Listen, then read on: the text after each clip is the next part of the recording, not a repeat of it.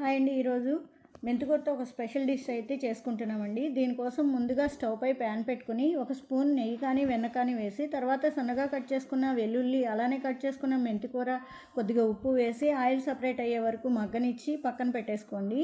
మరో ప్యాన్ పెట్టుకుని ఒక స్పూన్ వెన్న, 2 స్పూన్ల ఆయిల్ వేసి, హాఫ్ స్పూన్ జీలకర్ర, కట్ చేసుకున్న వెల్లుల్లి, ఒక స్పూన్ అల్లం తురుము, హాఫ్ కప్పు ఉల్లి తరుగు వేసి గోల్డెన్ బ్రౌన్ కలర్ వచ్చే వరకు ఫ్రై చేసి, నెక్స్ట్ కట్ చేసుకున్న టమాటా ముక్కలు వేసి మగ్గిన తర్వాత రుచికి సరిపడా ఉప్పు, పసుపు, ఒక స్పూన్ కారం వేసి కలిపి, నెక్స్ట్ ముందుగానే గ్రైండ్ చేసి పెట్టుకున్న పల్లీలు, నువ్వుల పొడి వేసి చిన్న గ్లాస్ నీళ్లు పోసి కలిపి మూత పెట్టి 5 నిమిషాలు కుక్ చేయండి. తర్వాత ఫ్రై చేసి పక్కన పెట్టుకున్న మెంతికూర వేసి అంతా కలిపి పక్కన పెట్టుకుని, పోపు కోసం ప్యాన్ పెట్టుకుని బటర్ కానీ ఆయిల్ కానీ వేసి వెల్లుల్లి వేసి కాస్త వేగిన తర్వాత పోపు దినుసులు వేసి ఈ పోపుని కర్రీలో వేసి కలిపితే మన లసూని మేతి రెడీ అయిపోతుంది.